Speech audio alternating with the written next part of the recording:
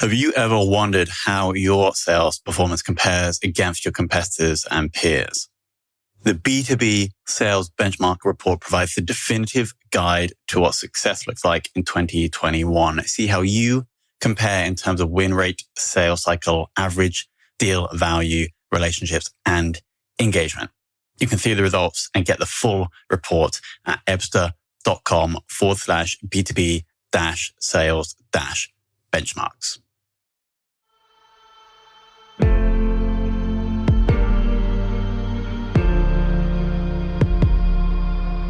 This is Sales Ops Demystified, the #1 most downloaded podcast in sales operations. We invite the brightest minds in sales operations onto the show to deconstruct the why, what, and how behind rep productivity, forecasting, metrics, and all things revenue. This podcast is brought to you by Ebster, the leading customer engagement platform for Salesforce.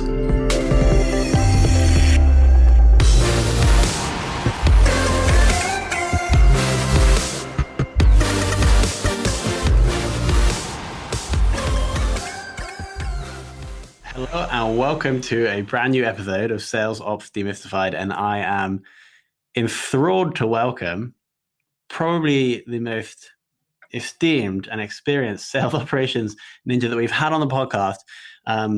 Jeff, thank you so much for your time. Tom, thank you for having me. I'll take esteemed. I think it's great. Been around for a while too, but I that hopefully means I have a lot of wisdom to help impart that. Yeah. So what I'm going to do is I'm going to ask our listeners to Google Jeff Serlin, LinkedIn, and then just have a look at Jeff's background. Because what I thought was really, really awesome is Jeff has a massive experience, but Jeff worked at two, would you call them startups, Jeff? Those two companies that got acquired? They definitely were, yes.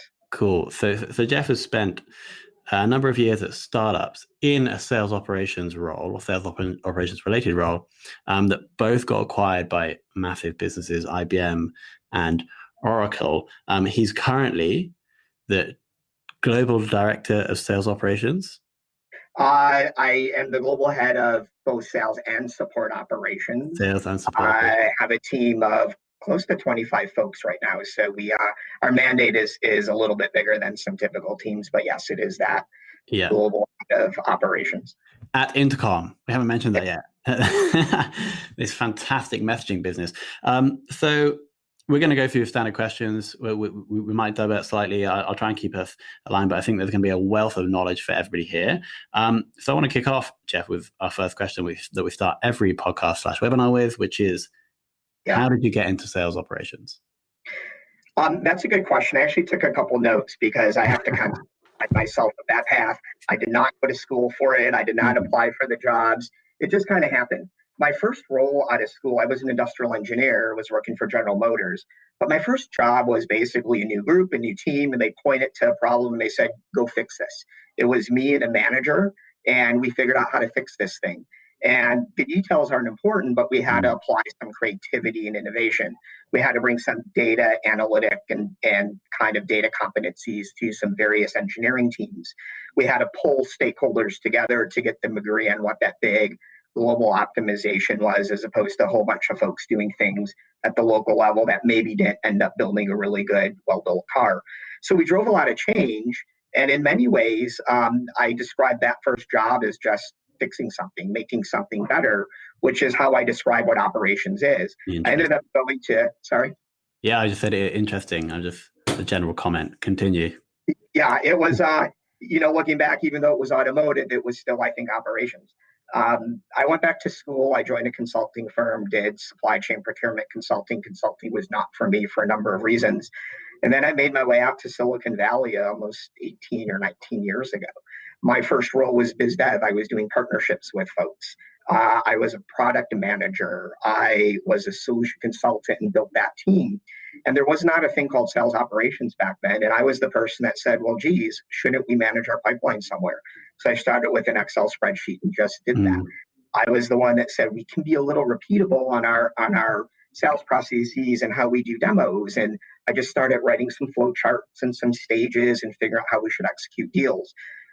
We bought at one of these companies before the ones that were acquired, which actually ended up going public a couple of years after I left, Salesforce.com in I think 2003 or 2004. And I'm like, hell, I'll go in and I'll start configuring it and getting people to put their data in there, and created these wonderful dashboards and views and processes and reports. And the reality up for many, many years is I was doing operations on the side just because I felt it needed to be done and no one else was doing it. And it was something I enjoyed doing without it being an official job. The company you referred to called Golden Gate Software that was acquired by Oracle, I was introduced through some mutual friends to their CRO, who was also an industrial engineer, worked in industry, made his way over to Silicon Valley and SaaS and software sales, and had a stellar career. Very much built like me, is sales should be a process and a science as much as it should be an art. And he said, why don't you come work for me and do this full time? So that was the first time I was officially called head of sales operations. I was a team lead when I began. So sorry to jump in, but would the job sales operations, was that actually a thing then? Like, was that on the job description? Were other people hiring for that role? Very, very, very few, if any. In fact, I don't even think he knew that it was called sales operations. We met for lunch and he described all the things he would like this role to do. And I said, yeah, I've been doing a lot of that. It sounds really interesting. And it involved a wide breadth of things that sometimes do and sometimes don't now fall under sales operations. He was looking more for, chief of staff, a partner, a thought leader, as someone that could watch the business when he was traveling, someone who can interact with finance and marketing and our partners, and make sure that we're driving the right programs, someone who can go in and run the QBRs with their reps if needed, someone who can manage the software and the CRM, do a little bit of enablement. So he was looking for all of that, as opposed to, I need someone to manage CRM. Yeah. And it just was a great fit. So I did that with him. We sold, he actually became the CEO of that next company that got acquired by IBM. And I was the first person he brought over. He basically sent me a laptop and said, you have no choice but to come join me. And I reported directly to him as opposed to in the sales folks. So we looked at the role again as a very important kind of operational chief of staff, help make the go-to-market side run efficiently and get to our numbers sort of role.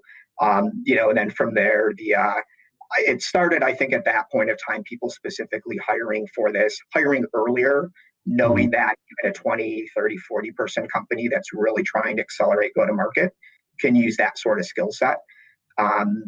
And it just kind of all hit with some great timing and with the experience and skills that I had to set me up with a good breadth of experience. And, from there, I joined Marketo and eventually made my way over to Intercom. I looked here kind of the companies I've either done, ran or started the sales ops function at 7 companies out here. Oh, wow. For those years. So which has been that many, I recount it, but it is 7. Which has been your favorite? It might be like choosing between children. I don't know that I can say my favorite. What I do believe is every single one of them is different. Every company has at a different stage of growth, has different priorities, have different things that need to be built and evolved and fixed and addressed. So they're all a little bit different. So it's hard to make apples to apples comparison. Every single one of them has been so valuable in what I've learned. And even in Intercom, I'm doing some things that I haven't done before, done a lot before, and I'm still learning and, adding to my toolkit of experiences that will help me both here and in the future. I would say being at Marketo, pre-IPO, going through the IPO and seeing it really scale and get big, was just entirely and completely awesome. But my last 18 months in Intercom have been equally as awesome, not only with the company, but being a little bit more, product led. I've learned a lot of new skills and ways of thinking about even what I do and transferring some of those methodologies over to my team here. So I would say right now the Intercom, and Marketo are the two that I'll probably look back at and be most proud of. So I got 2 company names. I didn't think I was going to get them out of you there, Jeff. Intercom and Marketo. Okay. Yeah. So from those, creating 7 sales operations departments, you must have a pretty good idea of what makes a good sales operations person, because you've seen yourself go through that process, but you've also hired a significant number. I believe your team size at the moment is 25 in sales operations at Intercom. Just about, yeah. Cool. So what do you think makes an awesome sales operations person? Yeah. Let me start by sales operations, which can mean a lot of things. I currently have what you would call traditional sales ops, the planning, the forecasting, the process, the methodology. I also have enablement under me. I also have a systems team under me. And I also have the folks under me that manage our internal use of our own product, Intercom, because it's a piece of software that we heavily use in everything. And we need to in a sense, manage it like we are a customer and that deployment. So to me, sales ops is a very broad category, including strategy function under me. What makes a good sales operations person are a couple of things. One is you have to be solution oriented. Again, I talked about when you asked how I came through here, my first job was solving a problem. And most of what we do is solving a problem, big ones, small ones, long-term ones, short-term ones, and just making things better. And in doing that, we have to have that ability to live with some ambiguity. We have to know that there isn't an easy answer in front of us. Let's just work the problem, solve it, and then let's add a whole bunch of creativity. So I think creativity and innovation, we are not just working in spreadsheets. I think we've earned the right to be very creative, to push new ideas and new things, to think outside of the box and try and experiment things that maybe haven't been done before, done in the way that we want to do it. So solution oriented, a lot of creativity and innovation. We have to have empathy. We are an internal service organization. We have internal stakeholders. We have to understand why reducing the number of clicks for reps is important. We have to understand why getting timely and accurate data for the executives is important. So we have to have empathy for the folks that are doing all of these processes and interacting with solutions globally at scale, and literally in the hundreds, if not thousands of times over the course of the year in repeatable, scalable activities. That also means that we have to be great at prioritizing. Our roadmap list and intake has hundreds and hundreds of items, and they're all legit. You can make a case that everyone's important, but we have to be able to go through a process of prioritizing the ones that we're going to spend our capacity on. That's the only way we can get to be proactive and really solve the long-term things. And then I think along with prioritization is great stakeholder management. Making sure we keep our ears to the ground, that we understand, what the ICs in the field, what their experience and needs are, understand the priorities of managers and execs and leaders, both within and outside of sales ops and with our partner organizations, and manage their expectations so that we can protect capacity, we can work on projects and get them finished, we can, declare that certain things we're not going to work on now because they're not the priorities. And I think wrapping all of that in is a good amount of thick skin, because we see the problems and all the problems. You can go down that kind of rabbit hole real quick if everything's broken, and it's not. But there's always things that are broken, and they're always going to come to us. And a lot of times it's very impactful to the people that bring it. So there's sometimes emotion and crises, and sky is falling down, and we have to not associate that with us being responsible for them being broken, but we have to associate that with us being the ones that people come to because they know we will fix it, and working to fix this, as opposed to kind of getting a psyche that we're the reason why things aren't great. So there's an element of, I think, thick skin and resilience that need it. And the last one I'll say, and this goes back to my first comment, well-rounded. Sales ops does not equal Salesforce.com administration. Sales ops does not equal just being able to build planning spreadsheets. Sales ops does not equal some process design or forecasting. You might specialize in certain things, but the more rounded any sales ops individual can be of learning, at least to the point of being able to articulate and understand what the rest of those things are and how they have to interact and integrate with them to be successful, I think is a really important skill that I think isn't necessarily being developed to the extent today, now that there's a lot of specialization as it was, say, 10 years. So I think there's 7 points there. I was trying to memorize them all, but I'm going to go for it. It's prioritization, thick skin, solution orientated, creative, well-rounded, empathy. There's quite a lot there, Jeff. Okay, cool. I think what we're going to do is we're going to write those 7 things out, and we'll put them in a text below this video. We'll also probably tweet out. There's a few quotes in there. I like when you were saying that how sales operations is not just building spreadsheets. And it does seem like, from what I've experienced by speaking with now 10 different sales ops thought leaders, so there's really a lot more to the role than I initially thought. My background, if you didn't know, Jeff, is really in marketing. And so I don't have much experience or exposure to sales operations people, which is why this podcast has been such an interesting journey. And a question that always doesn't divide, it's a super interesting question we ask everybody, is the necessity for having experience in sales to go into sales ops. We've had people that have had 10 years of sales experience and are now managing a sales team and are doing the operations. We have people who have come straight into sales operations teams with zero sales experience. And we also get a super interesting answer to this question. I'd like to hear your thoughts. Yeah, I'm going to say not necessarily. I can tell you from my own experience, building and running a solution consulting team and being in sales cycles from beginning to end, on-site negotiations, et cetera, has helped me a ton, because at the end of the day, we have to understand what the job of selling is, not year by year, quarter to quarter, but month to month, day by day, even hour by hour. And I think if you're not necessarily in there and understand the dynamics of negotiation, it's hard to maybe create or advise on a pricing model or the right strategies or the right place to get that done. So I think it is incredibly helpful if you do come with some level of sales experience. It doesn't need to be a lot, but a little bit does help. But there are certain roles that it's okay to not have it. Systems, for example. I hire a lot of folks who are engineers, who are product owners and have a lot of background in product management. And that's okay. Some of the planning reporting folks I have come from banking. So they have this skill set. Yeah, they're great in the modeling and understanding how that works and understanding financial statements. So they're great partners in working with me. So I don't think it's necessary. I think it's incredibly helpful. But if you don't come from a sales background, you have to love sales. You have to love the action. You have to love getting to a number. You have to love the ups and downs. You have to want to get up on the sales floor and clap and share on your colleagues when we close big deals. So you have to have some of that orientation and build it. Otherwise, I think it may not be the best fit to necessarily be in sales ops as opposed to some other roles.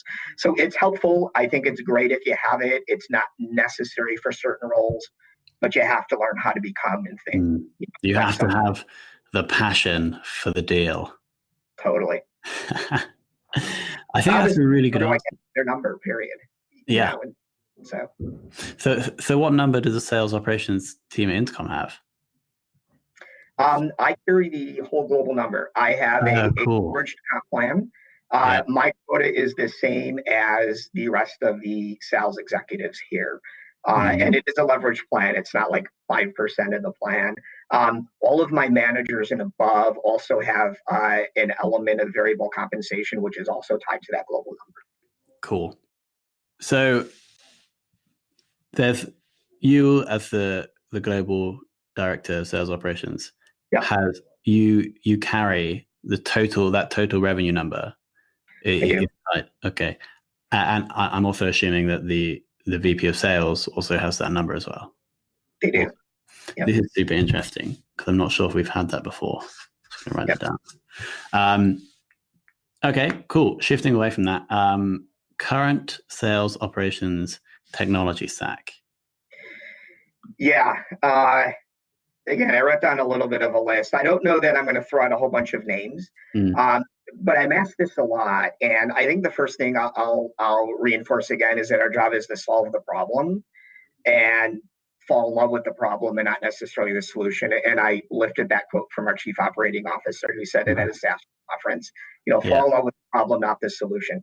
Technology in many cases is the solution, but you can't start there. You've got to start with defining what that problem is and what your outcomes are. And I think that's very hard for many of us in this role. We see all these great, cool, awesome things and see a vision of how it might work. But we've got to set our priorities and roadmap. Having said that, you certainly need CRM.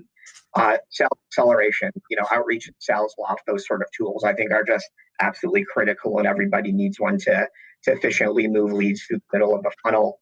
You do need some reporting and forecasting, and it could be a custom database with Tableau or such, and with some good data analysts, or you can buy a series of kind of purpose-built package solutions. Either one works depending on what you need it for. That's reporting and forecasting. I'm going to throw Intercom out there. It is. I know it is a great tool to help manage leads through that process, and more we see people adopting those sort of chat and messaging tools. So sorry, just to jump in there, I find this quite interesting. So let's say I'm a lead. I've engaged with your sales team, but then I come to the Intercom site and I start chatting with that same sales rep on Intercom. I'm assuming I'll obviously have an account in Intercom. I'm assuming you're also thinking to Salesforce.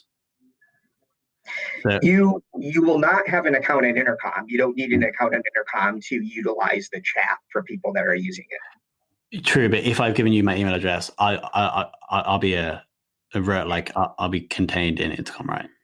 Yeah, you will be in our solution, but you don't need to get an account. In fact, you can come to our website and not give us your email address. We'll initiate it and talk to a sales rep.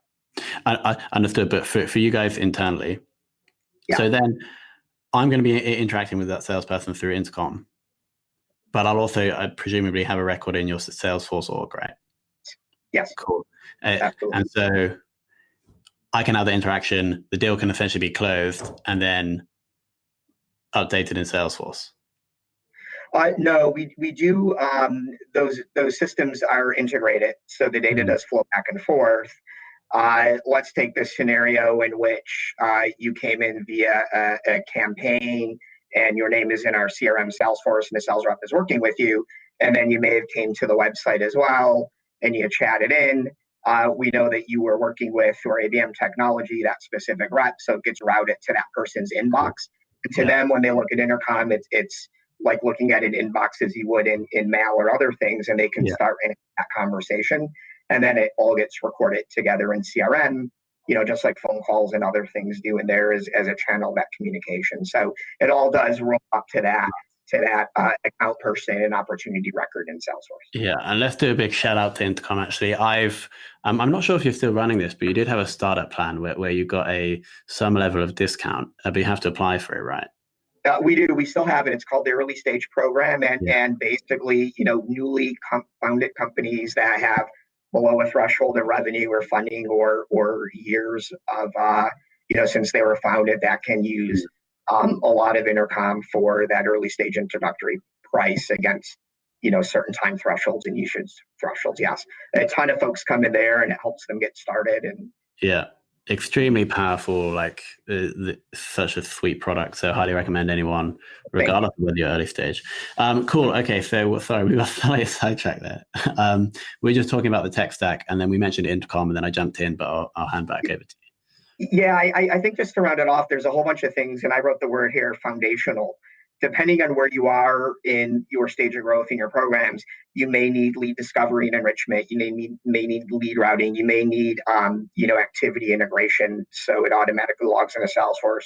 You may need some better data entry or calendaring. So there's a whole bunch of tools and solutions out there that I think you consume depending on where you are with your size, your scale, your growth objectives. And even the type of sales motions you have, whether you're high velocity or much larger enterprise. So I think there's the core ones that I mentioned, and then there's a whole slew of the foundational ones that you may need to deploy over time, and actually decommission over time too, as you start to continue to evolve. You should always align your stack to where you are now and what you need in the future, and consolidate and rationalize and refresh. Cool. Okay, just a couple of questions. I actually think we're going to be going through anyway. Thank you, Josh. So, cool. So again, I noticed that you kind of moved away from mentioning specific tools in that, because you're giving more of an overview, and you understand that different people at different times are going to need different tools. But is there a tool that you have used previously or that you're currently using that you think is crucial? Yeah, I do. I think an outreach or a sales loft is 100% crucial. I think some other ones that are in that foundational category, Lean Data is a great product, which helps efficiently route leads and match people to the records so that you have better hygiene and faster response times, getting it to the right folks. Clary we do use, which is one of those purpose-built forecasting tools, which allows a roll-up forecast to be submitted by reps all the way up to me in that tool. And that drives the transparency, but it also drives a ton of accountability from top to bottom, which is a big part of that. There's other benefits that it provides too, but that forecast accountability and method is awesome. There's a company called Coda, which we just started using organically, and now we kind of use it as our kind of, program management, canvas to manage our roadmap. It's got intranet functionalities. It's got collaboration functionalities. We have a process that we're rolling out where for the intake of things that people want us to do on the roadmap, they fill out a form and it integrates into code and puts it on this beautiful line in a spreadsheet with the status of not looked at. And then we take a look at it, we move it to a roadmap, or we move it somewhere else, or we consolidate it, and it manages all that. And that's, I think, just a great productivity tool that the more I use it, the more I find all of these awesome things that are in it. And I think those are the ones that I would say now. If you asked me in 6 months, it might be a difference. Yeah. Okay, awesome. You did mention data quality when you were talking about one of those tools, but how are you guys currently managing the data quality in CRM, and who in your team is kind of responsible for that? Yeah, data quality is, I think, the single biggest pain and hardest thing to do anywhere. And it's no different in all of those companies that I mentioned I've worked with before. It's just a beast to manage. And I would love to even hear best practices from what other people have had. I've taken a position where I've locked the system down very tightly so nobody can really create accounts or contacts or leads. And that helps to keep it clean. And then I've had open systems too. And I don't know what the right answer is, to be honest. I think somewhere in the middle. You need to keep the business flowing and those things happening. My team ultimately owns the CRM and we own most of the data quality in conjunction with marketing ops, who actually puts a lot of things in the database.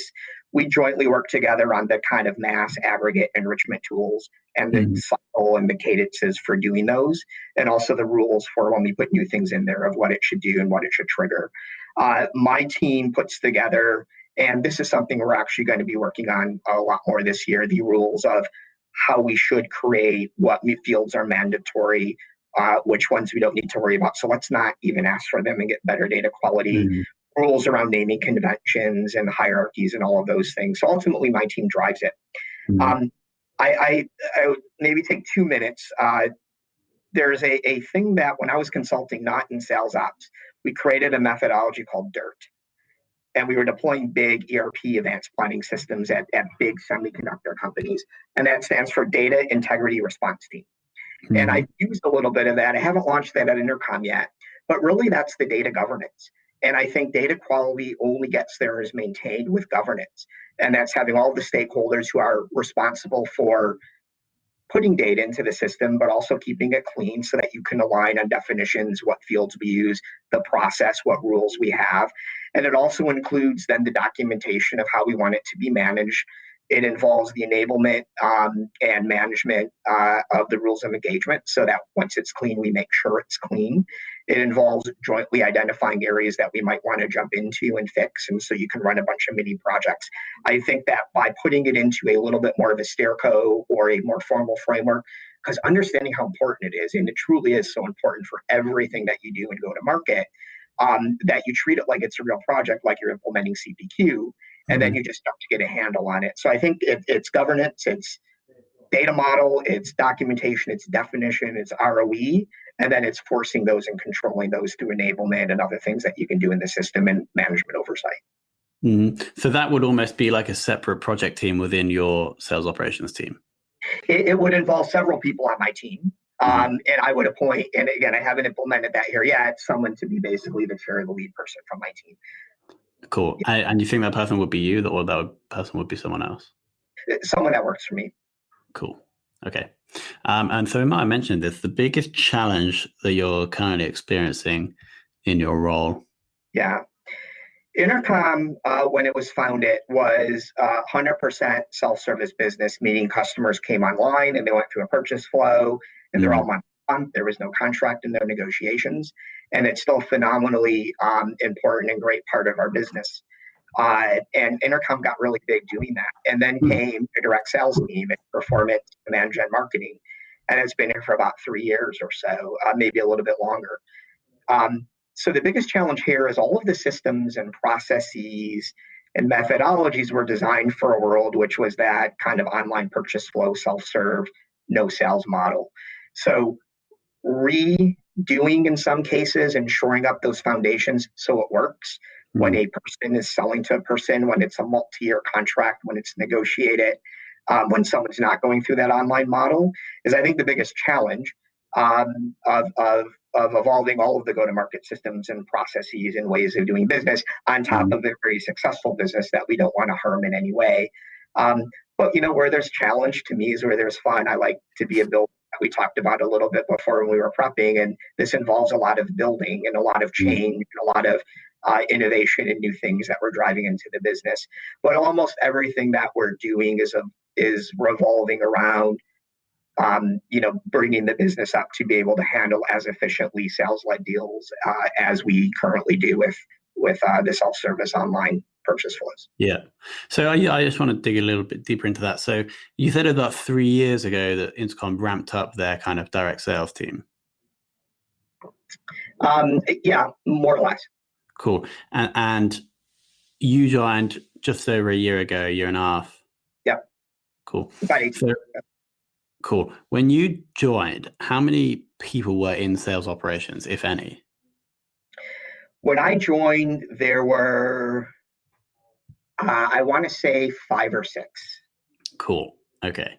And then how many sales resources? In total, I want to say 60-ish, 50 to 60. Okay, cool. And I assume that scaled pretty heavily now. It did. I mean, at 5 or 6 now, with all the responsibilities that I have, has gotten to that mid-20s with the things that I talked to you about before. And then, our sales organization in total is well over 100 now. Yeah. So I can only imagine the stresses that's going to put on the system, especially when the system was not initially, or the systems were not initially designed for that outbound model. Not designed for a model of which people are involved in the selling motions. I think is how I would define it. We get it done, and we built a lot of automation, and we fixed a lot of it up, but there's still a long way to go. Yeah, sure. Awesome. I think there might be someone waiting behind you to get into the room. I have the room, so I'll go on. Okay, that's fine.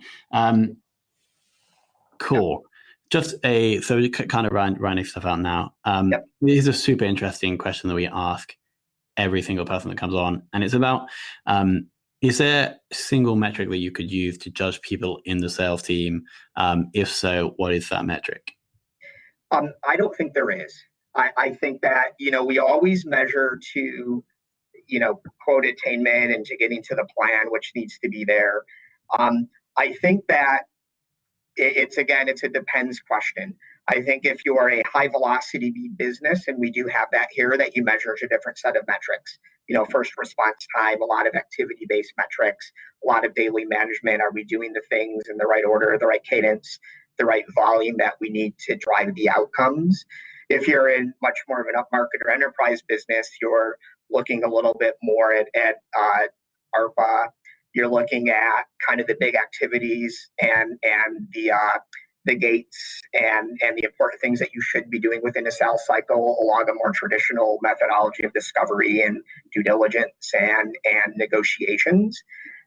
So I think that there is a set of metrics which could be common, and I think that depending on where your business is and what your goals are, your goal could be to decrease ARPA or increase ARR or increase customer count or increase retention or increase cross-sell. You can pull from that common set of, I think, metrics and use the appropriate ones. We do evaluate those in the big sense. Every year going into the year, we set up what we call our rocks, and we put KPIs against each one of them. And we typically leave them in place for the year and come up with the new set of the ones the year going forward. So I don't think there's one. I think that there are, again, a set of ones that you need to pull from based on what you want to accomplish. Yeah, sure. Awesome. I'm just checking. I think we have a question. James Nolan's back again. Here's one for you, Jeff. Do you ask reps to forecast and use that, or use analytics and conversion rates to make your own forecast? Does that question make sense? It does. Absolutely. To me, forecasting is a lot of science, but it's also a lot of art. And the more ways that you can gather a forecast from as many different methodologies and algorithms and ways, you can triangulate them and get a sense of where you're going to end. So I do want, and I mentioned before, Clary, a system I use to get rep bottom-up, roll-up forecasts. So I make each rep and each manager tell me what their forecast is, and that's a data point. I also do run some math and analytics in the back where I take a look at where we're starting the quarter in terms of open pipeline, historically what we've created within the quarter and close, and those trends, and I draw some pacing formulas, see where that ends up. I also take a look sometimes a little bit deeper at the large deals we have and split them up between that and the velocity business, because sometimes that straight line or formulaic pacing isn't great. Where we end up. And then my finance team also does a high level forecast. So I basically have 4 different ways of trying to understand where we may end up. And I think they're important because when they converge, you feel much more confident that that's where the business may be ending up and you're taking the appropriate action. Where they don't converge and where they give you very different results is where you dig in to try to understand why. And it could be because you have 1 or 2 really, really large deals. So you've got to discount those appropriately. So I think the answer to that question is yes. I think the more ways that you can forecast and get a projection using different assumptions and methodologies and methods to see where that number is and then see how they kind of all fit together, I think is incredibly, incredibly important. Awesome. And final question, is there someone else that you know or that you've worked with or learned from who has kind of taught you what you know or who you think is super outstanding in this field? Yeah, that's a hard question. I think, me being around for as long as I have, I've met a ton of people along the way. And I think in generally networking and meeting folks and going to meetups is a great way to learn what they're doing and for them to learn what we're doing, because I think we're all in many ways tackling the same problems.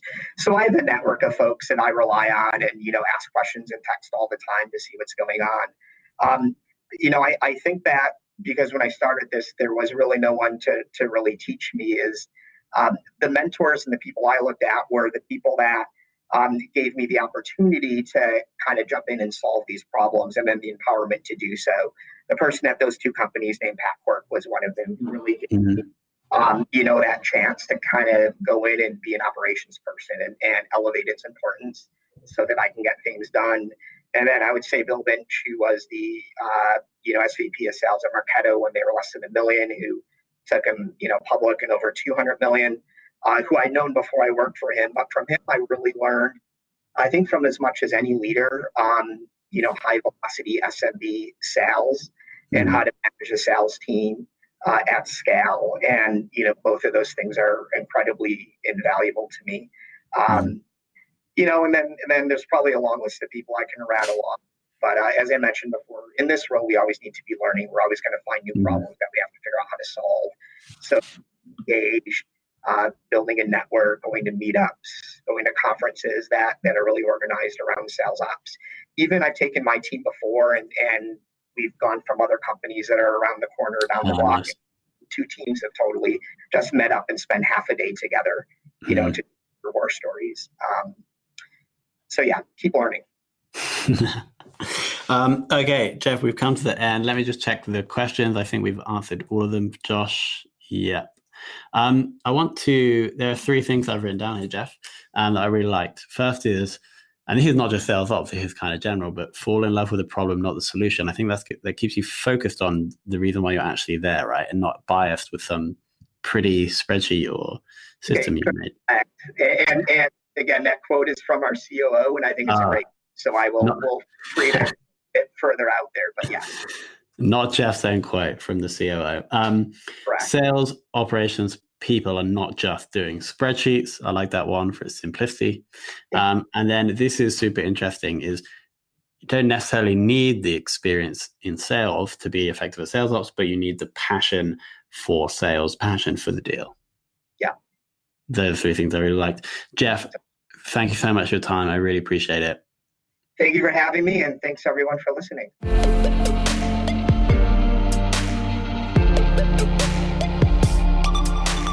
Thank you for listening to this episode of the Sales Ops Demystified podcast. If you are listening on a podcast listening application, then please subscribe, rate, and review.